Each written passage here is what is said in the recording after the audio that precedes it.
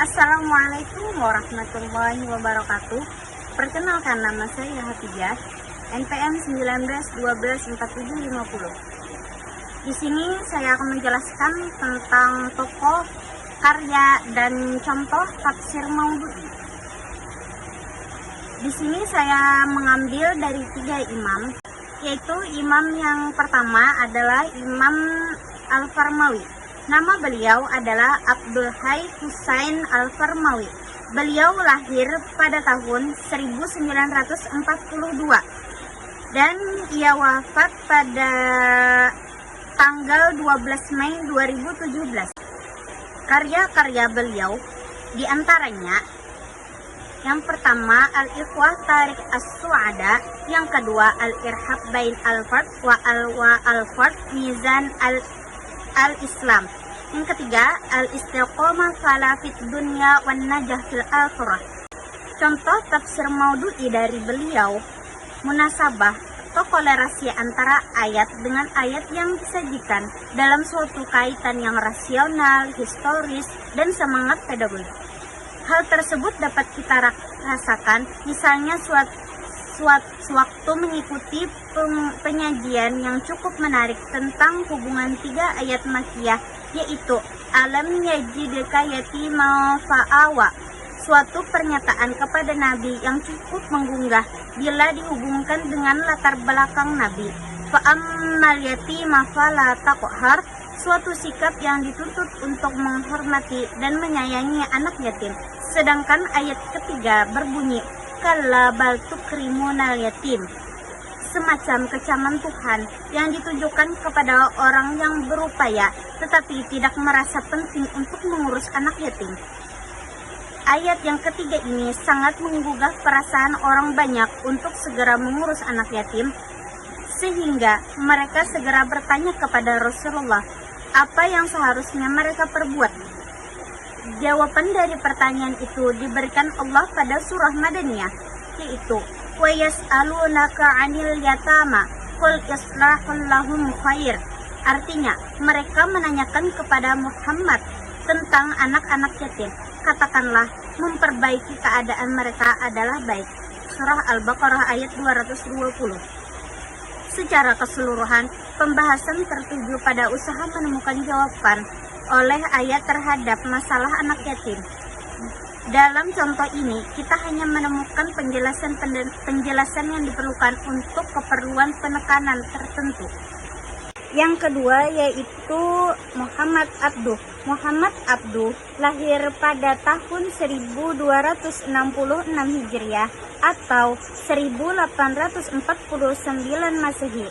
Beliau wafat pada tanggal 8 Jumadil Ula 1322 Hijriah atau 11 Juli 1905. Karya-karya beliau diantaranya adalah yang pertama Al-Waridat Risalah fi Wahdah Al-Wujud, yang kedua Tarikh Ismail Basha Falsafah Ijtimai wa Tarikh, yang ketiga Al-Hakishah Aqaid Al-Jalal Al-Wadani fil Ilmi Kalam. Contoh penafsiran yang pernah dilakukan oleh Rasulullah ketika itu ialah menjelaskan tentang zulum dalam Al-Quran. Alladzina amanu wa lam yalbasu imanahu bidzulmin ulaika lahumul amnu wa lahum muhtadun. Artinya, orang-orang yang beriman dan tidak mencampur padukan iman mereka dengan kewaliman, mereka itulah yang mendapatkan, dan mereka itu adalah orang-orang mendapat petunjuk. Nabi Muhammad SAW menjelaskan bahwa zulum yang dimaksud adalah syirik sambil membaca firman Allah dalam Al-Quran. Wa idh qala Luqmanu li ibnihi wa huwa ya'idhuhu ya bunayya la tusyrik billah innasyirka la zulmun 'adzim. Artinya, dan ingatlah ketika Luqman berkata kepada anaknya di waktu itu memberi pelajaran kepadanya, hai anakku, janganlah kamu mempersekutukan Allah. Sesungguhnya mempersekutukan Allah adalah benar-benar zalim yang besar. Yang ketiga yaitu Muhammad Al-Ghazali. Muhammad Al-Ghazali dikenal sebagai tokoh pemikir Islam abad modern yang cukup unik. Beliau lahir pada tanggal 22 September 1917 dan beliau wafat pada tanggal 6 Maret 1996. Karya-karya beliau diantaranya yang pertama Kaifa Nata'ammal Ma'a Al-Quran, yang kedua Al-Muhawir Al-Khamsah Al-Quranul Karim, yang ketiga Khazanat Fil Quran Nahwa Tafsir Maudu'i Suwar Al-Quran Al-Karim. Contoh tafsir Maudu'i: ayat-ayat menetapkan ketuhanan dan keesaan Allah banyak terdapat pada surah Makkiyah dan surah Madaniyah. Seandainya ada seseorang mufassir menghimpun ayat-ayat itu lalu menguraikan dengan dalil-dalil yang jelas dan tepat, tidak akan ada lagi keraguan di dalam hati orang-orang kafir. Dalam ayat Al-Quran menjelaskan tentang hikmah dan ketuhanan dari diciptakan manusia dan jin dalam Al-Quran. وَمَا خَلَقْتُ الْجِنَّ وَالْإِنسَ إِلَّا لِيَعْبُدُونَ. Artinya, dan aku tidak menciptakan jin dan manusia melainkan agar mereka menyembahku. Ketetapan Tuhan ini juga sama menjelaskan tentang kebangkitan mereka setelah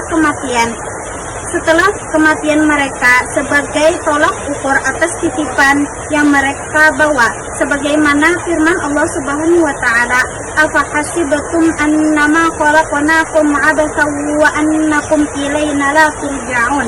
Artinya, maka apakah kamu mengira bahwa kami menciptakan kamu main-main tanpa ada maksud dan bahwa kamu tidak akan dikembalikan kepada kami? Apakah kalian mengira kami menciptakan kamu main-main dan bahwa kamu tidak dikembalikan kepada kami, dan menjelaskan tentang penciptaan, tanggung jawab, dan tempat setelah mati. Sekian presentasi dari saya.